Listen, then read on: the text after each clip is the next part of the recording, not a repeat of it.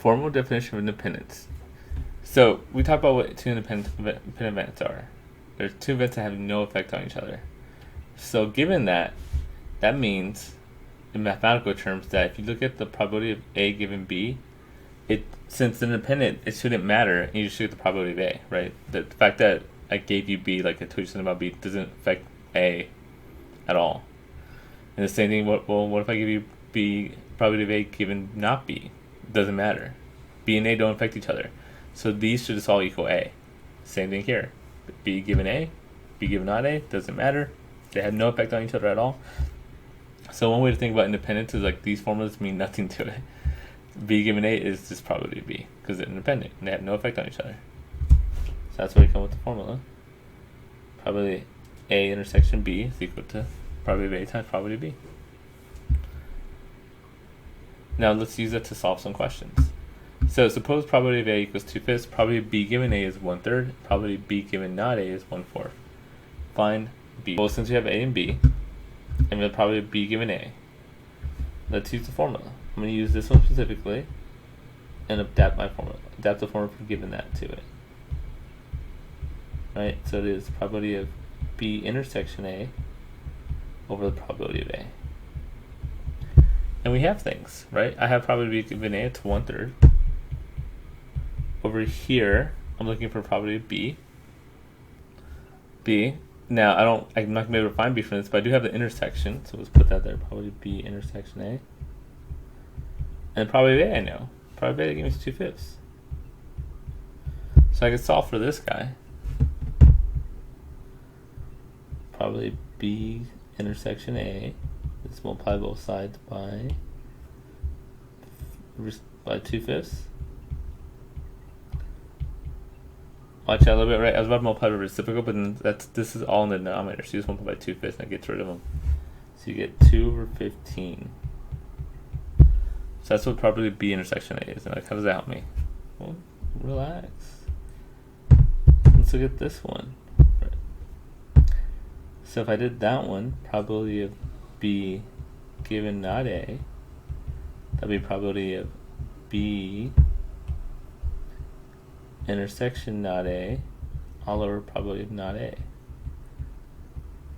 Now again, I have these two, probability of B not A, it's 1/4. Now probability of not A, I know the probability of A is 2/5, it means not A is 3/5. And probability of B and not A, I could solve. Multiply both sides by 3/5. Get rid of the denominator. And I get probability of B intersection A naught is 3/20. So I have this is 3/20. I have that's 2/15. I can't reduce that now. And to better see what's going on here, I'm gonna make a Venn diagram. So here is A, here is B. I'm looking for probability of B. I want all of this. What did we just find though? We found the intersection is 2/5. So that's right here. 2/15, I should say. That looks terrible. That didn't help. That is 2/15. I found B and not A. So what is that? That's this portion right here. That's this little half crescent. This is B and not A. That is 3/20. Well, if I want to find out what B is, I just gotta add these two up. I add the intersection with this not half crescent moon here, and I get my answer. So 2/15 plus 3/20, and the common thing they both go into 60. They both go into 60. So multiply this by 4, and I get 8, and multiply this by 3, and I get 9 over 60. So I get 17 over 60. So that's what B is. So probably B is 17 over 60. Part B of the question. Are A and B independent events? Justify your answer. So anytime you hear this question, you're going to use the form for independent events. This one right here. Probability of A times the probability of B should equal the probability of A intersection B. So if they want to know if two things are independent or not, you just plug it into here and see if it holds. If it holds, they're independent. If it doesn't work, they're not independent. So in this case, probability of A is 2/5. Probability B we just found is 17/60. I want to know if that equals A intersection B, which I found. Nah, you might know, like, I don't have it. I found it over here, 2/15. So if we have this, do a little math. So reduce with that, I get 15.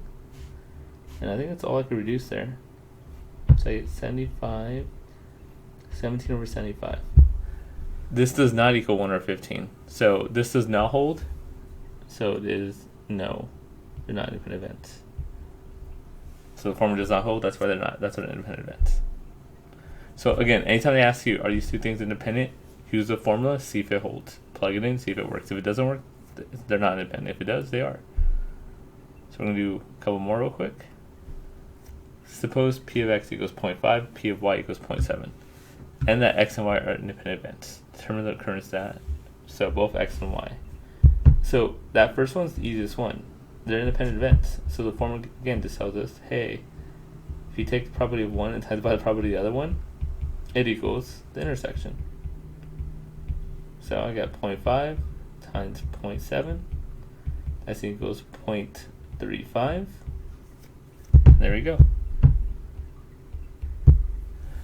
And then I want X or Y or both. I want the union. That's what that's saying. So I want probability of X union Y. Well, you still have a formula for that. This one that always works. It doesn't have to be independent. It works for any type of probability. Where you add them up and subtract off subtract off what they have in common. Right? So I just figured out what they had in common. So probability of X is now 0.5 plus 0.7 minus 0.35.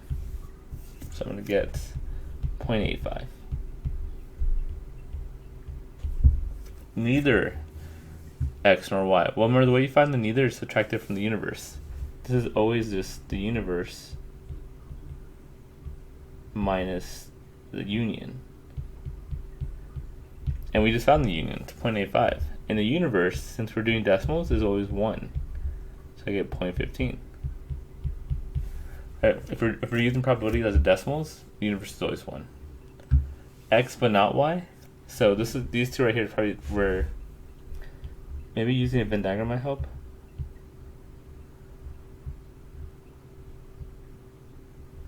Here's X, here's Y. Remember, all of X is 0.5. All of Y is 0.7. And we found the intersection is 0.35. I wrote it really small. There we go. A little nicer to see. Well, you can figure out the rest of it now. This right here will be 0.75 minus 0.35, so 0.35. This corner right here will be 0.5 minus 0.35, so 0.15. What was the one I was looking at there asking? X but not Y. I want X but no Y. I want this portion. That's X but not Y. That little portion right there, so it's 0.15. And then finally, X given that Y occurs. So I want probability of X given that Y occurred. Again, with this, for me, the easiest way is this is the formula. So that's X intersection Y over Y, basically. Probability. Well, X intersection Y is 0.35. We have it right there. And probability of Y they gave to us, 0.7. Reduce it, and now you can write this over 0. It's 35 over 70, also known as 1/2.